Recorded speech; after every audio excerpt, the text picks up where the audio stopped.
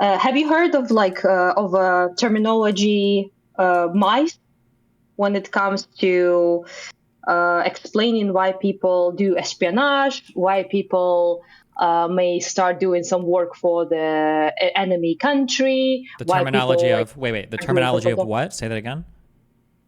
Mice. I think it's like money, ideology, compromat, and ego, or Oh, letters that represent this. gotcha. Okay, I Do haven't you know heard it, something about it?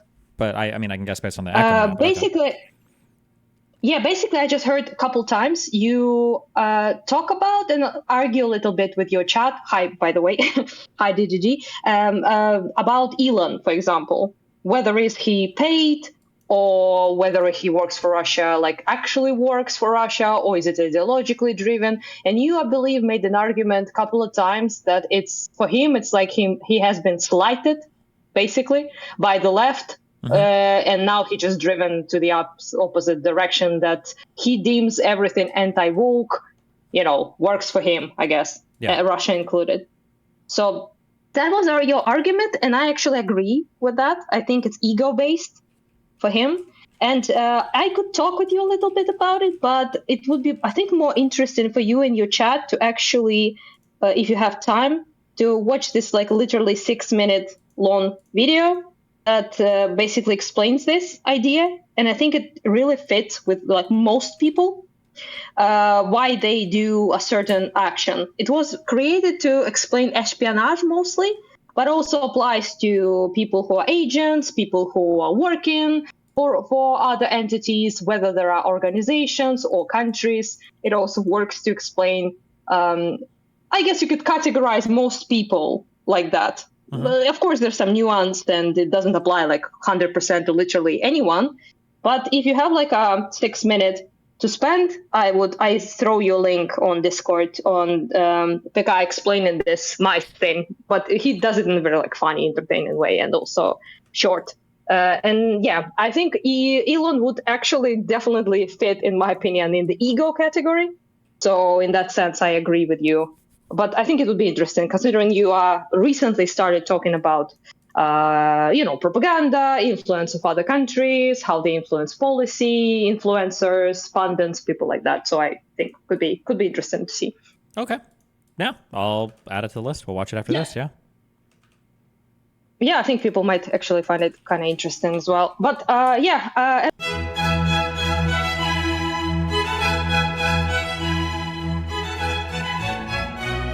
Today I'm going to talk about mice. No, not the rodent, but an acronym that originates from CIA recruitment strategy used in espionage. MICE explains the main motivators for covert and also overt action, and it stands for money, ideology, compromise, and ego. Whereas CIA staff historian Randy Burkett has stated that MICE has outlived its usefulness in counterintelligence, it seems to still apply quite well to those who are recruited to spread online propaganda. This thing still works. Naturally, these motivators can also overlap. One example from counter-espionage: money, influence, compromise, and ego. I already make more money than I need, so you can't get me there. For influence, I feel like it wouldn't count if I was being fed influence. Compromise, my whole life is online, so good luck. Ego. Oh, ideology. I'm an omniliberal. Nobody appeals to my ideology better than me. For ego, though, if you could guarantee me a way to take down my enemies, that would be the path, okay? So if you're going to try to compromise me, anybody, the last one, okay, that's what you got to hit on. is the case of Earl Edwin Pitts, who had been an FBI agent who sold secrets to the Soviets and later to the Russians. During his interrogation, he said that he was treated badly while working for the FBI, but was also motivated by the stacks of rubles the Russians offered. And although they told Pitts there was another $100,000 set aside for him in a bank account in Moscow, he never saw any of that. A research project called Project Slammer, conducted during the late 80s, suggested that the subjects who become spies often see themselves as special, even unique. They also often feel deserving, living in unsatisfactory situations, and often feeling like they've run out of other options. They also feel like they're not a bad person. To conclude, they are completely psychotic, catatonic, manic, and delusional. Propagandists, like spies, often think of their work as victimless crime. Many might feel that spreading disinformation doesn't hurt anybody. It's just another version of the story. Yet these actions often have consequences. They can, for example, affect the support and aid that Ukraine gets from the West. Now, let's talk briefly about the motivators of mice. Let's start with the most obvious, which is of course money, money, money. If you take money out of the Russian propaganda machinery, a big chunk of it would just stop. That's why they've put a lot of effort in hiding the origin of these funds by using instruments like cryptocurrencies and offshore companies. There's evidence that some propagandists and independent journalists, like the Finnish Janus Putkonen, are on the Kremlin's payroll. Another example is a Malaysian social media figure and RT columnist Ian Miles Chong, who often argues against the decadent West. Of course, money can influence businessmen and politicians too. You can become incredibly rich by doing business with the Russians, and many of them promote pro-Kremlin viewpoints out of greed. Greedy and stupid. Let's move on to ideology. Ideology can be an extremely strong motivator and often creates staunch and loyal propagandists. Most of the ideology-driven Putin propagandists come from the far corners of the left and right, but many of them also believe in various conspiracy theories and have no political affiliation. It's not rare to see people from the far left and from the far right cooperate in this domain, reinforcing the idea of the horseshoe theory. Next, let's talk about compromise or... Just as a real quick to reiterate, because I just don't like this horseshoe theory thing. This horseshoe theory only works because it's not actually like the left and right. It's just the establishment and the anti-establishment. That's it. The further away that you go from left and right or wherever you're getting further and further away from the establishment, and you become like anti-establishment or anti-liberal or illiberal, and then you get a common enemy, and then you attack that common enemy in similar ways. It's not that like the far left and the far right are becoming similar. They just don't like the establishment. Of the horseshoe theory. Next, let's talk about compromise or kompromat, as it's known in Russia. It refers to damaging information about a person, which can then be used for blackmail purposes. The most common type of kompromat is some kind of sex tape of the person involved. Putin has used this strategy to his benefit since forever. How does that make horseshoe theory wrong? Because I think that people... The thing I don't like is when people start to think that the rationalizations are becoming the same or the motivators are becoming the same. It's kind of like arguing, as much as people don't like to hear it, especially Jews. I don't think a lot of the anti-Zionist activity on college campuses, even though it looks identical to anti-Semitism in a lot of ways, it's not really powered by anti-Semitism. It's not driven by anti-Semitism.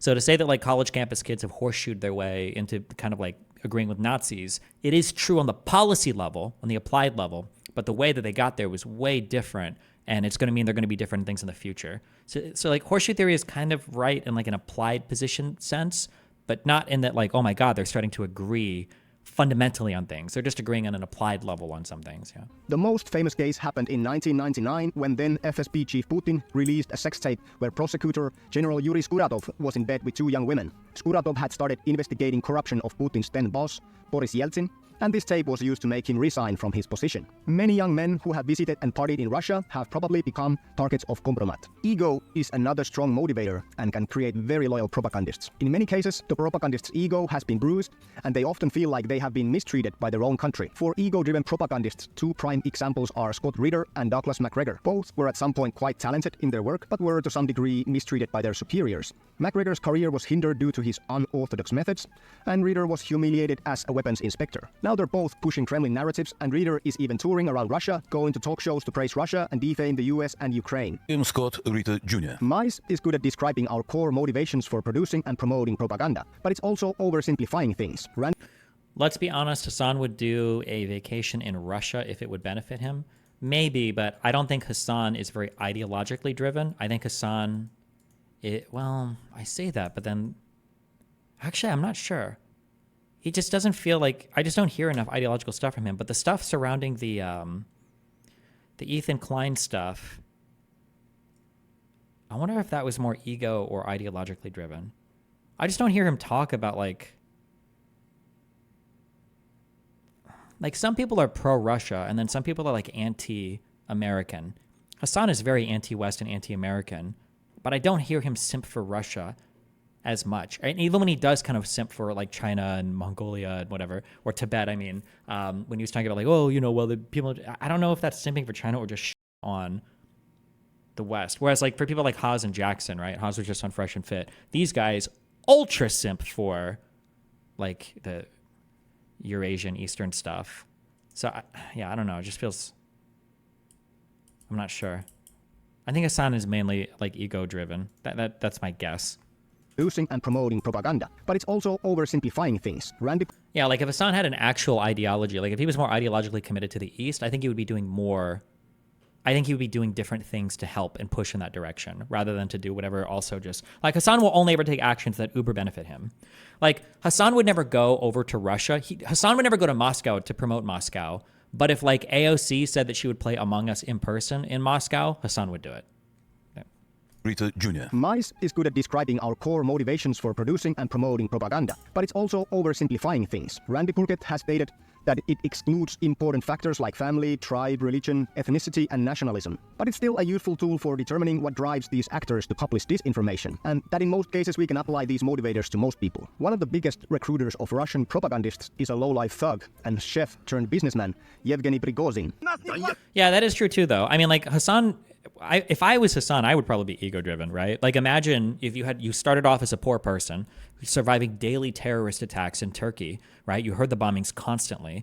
You get shipped over to the United States. You know, you barely speak English second language. You're trying to be competitive in colleges, and you have almost no way to survive. Your parents aren't really helping you much. You've got to like do like club promoting and stuff. You have to compromise on your values and have your shady, skeevy uncle hire you to do pieces about topics you don't care about. Like Hasan had to fight a lot to get to the position he's in today. And I'm sure, he's had to get his hands dirty to get to where he's at today. So I can understand him being ideologically driven against the West, given how much he's had to fight against it to make a name for himself. So it makes sense, And chef turned businessman, Yevgeny Prigozhin. In our next episode and the first edition of a new segment called The Kremlin Files, we'll introduce him in more detail. But for now, I say goodbye to you, my friends and soup lovers. We'll meet again soon on the next episode of The Soup Central. Cute. There you go.